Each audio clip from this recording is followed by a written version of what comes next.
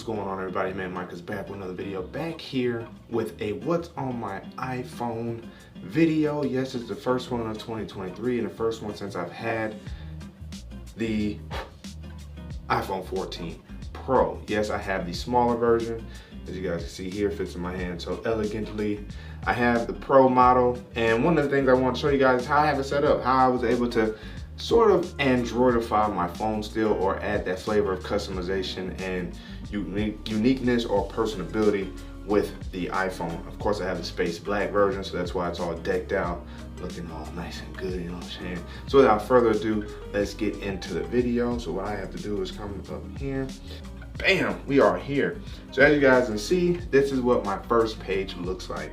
And I've been changing it back and forth. You guys are gonna see some of the things that I have here. But before we get into the main course, if you will, we're gonna swipe over to the leftmost screen. I don't know what this is called yet.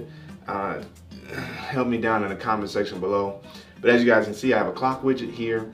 I have my Aura sleep status right there, which gives me basically the highlights of how much I pretty much slept, you know, the previous night. And if I swipe down on it, I also have my notes here. And as you guys can see, I have a note there referencing an iPhone, something about a video I'll be dropping later on, if not this week, within a week's worth of time. Then I have portraits, which goes through pictures over the years that's on this phone. Me, wife, whatever I've taken pictures of will show up right there. Then I if not use the word love, Apple News. Not willing to pay for it quite yet, although I might do Apple One, we'll see. And what I take advantage of here is the top stories. And I get the most out of this with the sports news, as you guys can see there in the For You section. That's really all I pay attention to. All the other stuff is kind of cool, but once I'm in the app, after clicking on one of these articles, I do my usual scrolling. And then, of course, Google Assistant down at the bottom, something I don't use quite as often since being on an iPhone. I've actually been using Siri, and Siri has been working for the commands that I use it for. So I'm actually happy that I've had a pleasant experience with Siri so far, which shows the amount of growth it's had in the 5 years since using an iPhone for me. Now, swiping over to this first page here. And before we get into this, if you guys haven't already, make sure to hit the like button, subscribe to the channel, hit the notification bell so I win my videos like these. So sit back, chillax, see what's cracking. Now let's get back into the video.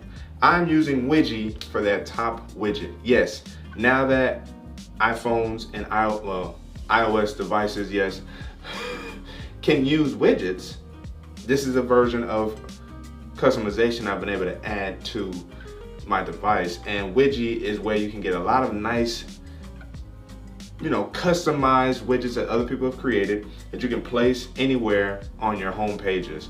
And this one is one I'm using here. I also use this one from time to time, which is also another good one because it does a full transparent background. But the problem with Widget is how much you have to change the wallpaper in order to really make this, you know, stand out or affect, you know, the way you want it to. The reason why it's a problem is if you're like me, you like changing wallpapers, you have to constantly change that. And maybe I'll do a video on widgets, that way you guys can kind of see how versatile it is in terms of creating or manipulating widgets for your use. Let me know down in the comment section below. I might actually do a video about that. Another widget I use is the same one you saw before, just a plain white and black version that reflects light and dark mode. And then my battery widget, which shows you, as you see, I got 6% left on this phone. It's been lasting beautifully. I'm not charging until I get back home tonight after I leave, which is going to be later from now. 76% left on my AirPods Pro 2. And then of course, the buds themselves are charged up 100%. And then I also have a weather widget right here that I use as well. And right now it's showing that it's 83 degrees outside with a chance of rain. It has been raining on and off the last couple hours, so we're gonna be on the lookout. And then I have another widget that I use right here, just in case I like this one as well. So I have many little different widgets that I use there that interchangeable depending on the wallpaper I'm using or the mood I'm in. The next widget is the Widget Smith there on the left with a picture. Now I tried using this picture with the Widget app, and I don't find pictures being that well optimized from a quality perspective in terms of resolution, but Widgetsmith actually does a good job of actually being able to frame the picture and maintaining quality. Of course, that's me and my wife. And then if I swipe up, I have a Google widget here because of course, I gotta use Google. And then I also have my deliveries app letting me know deliveries that are coming through. Got me some more wrist straps for my watches because you guys know I've kind of went back to traditional timepieces. I would like to get an Apple Watch though. And then that is it for the widgets on the home page. The rest are my regular apps, my banking app, which is SECU, JW Library, get my Bible reading on, Instagram, Twitter, and then of course my Google apps such as Gmail, YouTube Music, YouTube Studio, and Google Maps. And then the other three are Apple apps, which is Photos, Podcasts, and App Store. Now, even when I was on Android, I didn't use Samsung's native emailing app. I always use Gmail because it's just, why not? If you have a Gmail account, you might as well use it. Most of us have Gmail accounts, so you might as well just use the Gmail app for Gmail. Nothing against Apple's mailing app. I just prefer to use Gmail because it's right there, quick to my fingertips. Now, YouTube Music is where I'm going back and forth because I have a lot of my music downloaded and sorted in my playlist within YouTube Music. Now, if I could transfer those over to Apple Music, I would be tempted to switch over to Apple Music because of the enhanced probably sound quality that Apple Music has, along with spatial audio that I think might play a little bit of fun in terms of my listening experience. And the app layout is virtually the same as YouTube Music. So I am tempted to change from that perspective, but we'll see in the coming days, weeks, months. YouTube, need I say more? And then of course Studio that goes along with that. Photos, I use, and now that I'm gonna be in that world, I don't back up my stuff for Google Photos because all my photos are already backed up. And if I turn that on this phone, it's about to re-back up everything again, which means I'm gonna have a ton of duplicates. And unfortunately, Google Photos does not have an ability, I guess, to delete duplicates. So I don't want to deal with that. So I'm going to start my new library on Apple Photos with the iCloud and all that. So that way I have all that taken care of. Google Maps, of course, better than Apple Maps or iMaps with Apple Maps. I would like to still try and use Apple Maps because it does have a clean aesthetic. But again, I don't know if I'm going to quite yet. Now, Apple Podcasts. That's an app that I just started using. I do like the layout of it. I like the broad nature and the ability to almost find anything within it. The only thing I don't like is the tediousness of having to get rid of and sort each podcast episode for each podcaster that I'm following.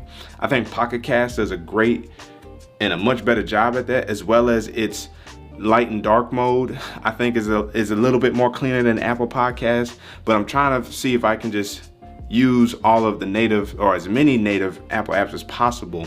And Pocket Cast is still on here. I haven't got rid of it because who knows, whatever device I'm using, if I switch over, I still gotta keep it.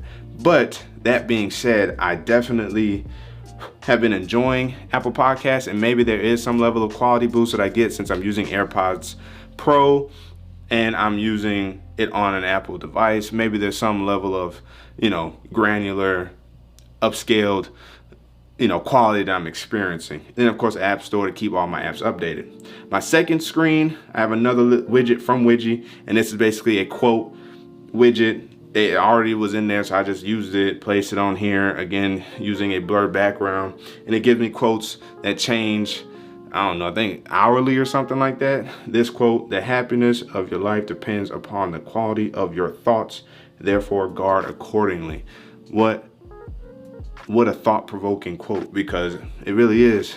This is what makes you happy, right? Not necessarily this, but what you got going on in here, which feeds into this. So keep that in mind. Then this is where I have all my folder layouts. So of course I have my utilities folder, which is all my apps, my bills, bill paying apps, if I should say. Amazon, Cox, which is our internet provider down here in Georgia. ADP Mobile, where I get paid. Wave, which is how I also get paid through YouTube. Basically, that's my business account that I use for like my media stuff. I got my T-Mobile Tuesdays, Progressive, which is my car insurance, Cash App, every dollar budget, which helps us sort money on a weekly basis, on a monthly basis, Patreon, Venmo, Target, PayPal, Apple Wallet, and Walmart. And then if I go to the next one, it's all my game stuff, my chess app, Marvel Snap, Need for Speed No Limits, which I'll probably get rid of, we'll see. Marvel Champions, which I like playing on this phone because there is a level of smooth fluidity that I experience much more consistently on the iPhone than I did on Android. GameStop, Twitch, which I hardly ever open, my PlayStation app, Nighthawk, which is our router, Zoom, and Discord. My entertainment app is all my streaming stuff, basically Netflix, Hulu, Max, which used to be called HBO Max, Apple TV, which I have found to be a delight in watching. And I've also noticed, and my wife and I was talking about this, you can see the quality, the difference in quality, and not necessarily good or bad, but just the difference, the little difference in how Netflix shoots and produces their content versus Hulu versus Max versus Apple TV versus Prime Video. You definitely see a difference in how they approach producing their content. Redbox, Prime Video, Paramount Plus, which I barely use, Disney Plus, another one that you see a difference in quality, and Atom tickets if we want to go to the movie theaters. This is my extras folder where I just kind of threw other stuff in. Google Photos, which kind of stays on here so I can download photos if I need to. Google Keep, which I'm only keeping because I have a lot of notes that it's too tedious and unnecessary to try to transfer over to Apple Notes, which I also use. We'll get to that in a second. Drive, my Google Drive folder, Facebook, Oura Ring from my sleeping kind of daily activities, fitness, if you will. Widget, Lightroom, Audible, and Widgetsmith, along with Pixar and GarageBand, which GarageBand I really only use to create my ringtones. It's a process, but shout out to Brandon Butch for the tutorial. And then my last folder is the Apple utility stuff, such as Find My, Reminders, the Apple Watch app, FaceTime, Fitness, and Health. TikTok is on this page because there's not enough room on my other page. And then I got my Apple Notes and folders. Apple Notes, if we will, real quick, come in here as you guys can see. If I back out, so far I got me several folders and everything's running through iCloud. So I got my general notes where everything is, fitness notes, my Georgia notes, my iPhone notes, my random notes, my socials notes, my spiritual notes, and my watches notes. So that way I can break down and find everything. And I like the fact that we have all these tags that you can use to create the folders or to sort and organize all your notes. That way you can find them or just click on one of the tags for those notes to pop up. I find that to be very, very useful and productive when using a notes app. Something that Google Keep doesn't quite have, but you can still organize with folders.